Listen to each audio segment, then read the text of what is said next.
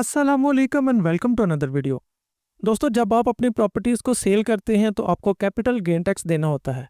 ये capital gain tax क्या है, 2025 में कितना कैपिटल गेन टैक्स देना होगा, अभी के टैक्स रेट में एंड पुराने टैक्स रेट में कितना डिफरेंस है और वो डिफरेंस किस बुनियाद पर है, प्रॉपर्टी पर गेन टैक्स क्यों लगता है और इसको आप अपने इनकम टैक्स रिटर्न में कैसे डिक्लेयर करेंगे, आप इस गेन टैक्स को कैसे एडजस्ट कर सकते हैं। इस गेन टैक्स के ऊपर आपकी बहुत सारी कन्फ्यूजन को आज हम इसी वीडियो में सॉल्व करेंगे। सबसे पहले देखते हैं कि गेन टैक्स होता क्या है।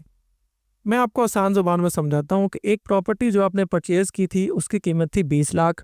अब कुछ अर्सा गुजर जाने के बाद आपने उसको 40 लाख में सेल कर दिया, तो ये जो ऊपर वाला 20 लाख आपको मिलेगा ये आपका गेन होगा उस सेल ऑफ प्रॉपर्टी की मद में। अब देखते हैं कि कितना गेन टैक्स देना होगा प्रॉपर्टी सेल करने पर।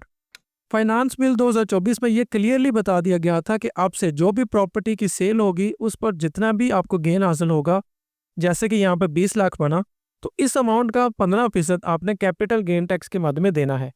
यानी जैसे आपको 20 लाख गेन हासिल हुआ अपनी प्रॉपर्टी को सेल करने के बाद, तो आपका कैपिटल गेन टैक्स बना 15% के हिसाब से 3 लाख। अब इस 3 लाख को भी आप मिनिमाइज कर सकते हैं। कैसे करेंगे वीडियो में आगे चल के बताता हूँ।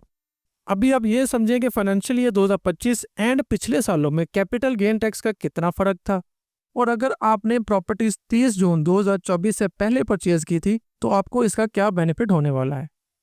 2025 से पहले ये रूल था कि कैपिटल गेन टैक्स प्रॉपर्टी को होल्ड करने के टाइम पीरियड पर होता था। जितना ज़्यादा टाइम तक आप एक प्रॉपर्टी को होल्ड करके रखते थे उतना ही कम आपको टैक्स पे करना था, और अगर आप ये 6 साल से ज़्यादा प्रॉपर्टी होल्ड करके रखते तो आपको ज़ीरो टैक्स पे करना था प्रॉपर्टी की सेल पर। इसको हम एक एग्जांपल से समझते हैं। फ़र्ज़ कर लें आपकी 3 डिफरेंट प्रॉपर्टीज़ हैं with same value of 20 lakh, और जिनको आपने सेम वैल्यू 40 लाख के ऊपर ही सेल करना है। प्रॉपर्टी ए जिसको आपने 1 जुलाई 2024 या उसके बाद में बाई किया है, और प्रॉपर्टी बी जिसको आपने 3 साल पहले यानी 2021 में बाई किया है, और प्रॉपर्टी सी जिसको आपने 8 साल पहले यानी 2017 में बाई किया है।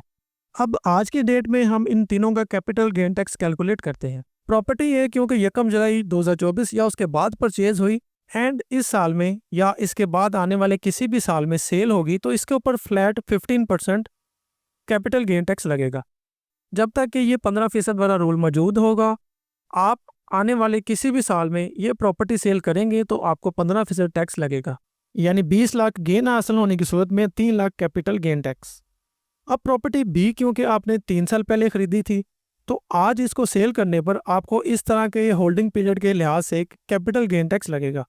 यानी आपकी वो प्रॉपर्टी एक प्लॉट की सूरत में है तो 7.5% टैक्स, अगर कंस्ट्रक्टेड है तो 5% टैक्स, और अगर फ्लैट की सूरत में है तो ज़ीरो टैक्स।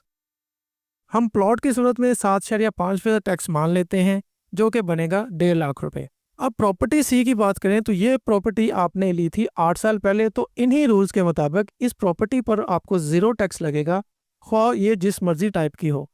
आई होप अब आप इस कैलकुलेशन को समझ चुके होंगे। नाउ लेट्स सी कि इस कैपिटल गेन टैक्स को आप अपने इनकम टैक्स रिटर्न में कैसे एडजस्ट करेंगे। आपको ये तो पता ही होगा कि प्रॉपर्टी को सेल करने पर आपको 236C का एडवांस टैक्स भी देना होता है, जो कि पूरी सेल अमाउंट जो डॉक्यूमेंट पर लिखी हुई सेल अमाउंट होती है, यानी अभी के केस में टोटल अमाउंट जो बनी थी हमारी वो थी 40 लाख। तो 40 लाख पर 3% टैक्स रेट है फाइलर का, 6% लेट फाइलर का एंड 10% नॉन फाइलर का। हम 3% को ही मान लेते हैं, तो टोटल 236C का टैक्स बना 1,20,000। अब ये तो एडवांस एक्ट 236C का टैक्स होता है एंड ये एडजस्टेबल होता है। अब आपकी एडजस्टमेंट ऐसी होगी कि हम इसी साल का प्रॉपर्टी ए वाला कैपिटल गेन टैक्स को काउंट कर लेते हैं, जो कि बना था 3 लाख रुपए। उसमें से ये 1,20,000 रुपये एडवांस टैक्स एडजस्ट हो जाएगा, मिनिमाइज हो जाएगा, और अब जो रिमेनिंग 1,80,000 की अमाउंट होगी बस वो गेन टैक्स आप गवर्नमेंट को पे करेंगे, और आपका एडवांस टैक्स 236C वाला इसमें एडजस्ट हो जाएगा। तो अब आप समझ चुके हैं कि कैपिटल गेन टैक्स क्या होता है, कितना होता है, पहले कितना था, अब कितना है, एंड इसकी कैलकुलेशन आप किस तरह से होगी। अब आप ये जानना चाहते हैं कि इसको इनकम टैक्स रिटर्न में आपने डिक्लेयर किस जगह पे करना है, तो आप ये लेफ्ट वाली वीडियो देखो, इसमें मैंने वो सारे हेड बताए हुए हैं। और इस वीडियो को लाइक शेयर एंड चैनल को सब्सक्राइब ज़रूर कर लेना। मैं मिलता हूँ आपसे अगली वीडियो के साथ, तब तक के लिए अल्लाह हाफिज़।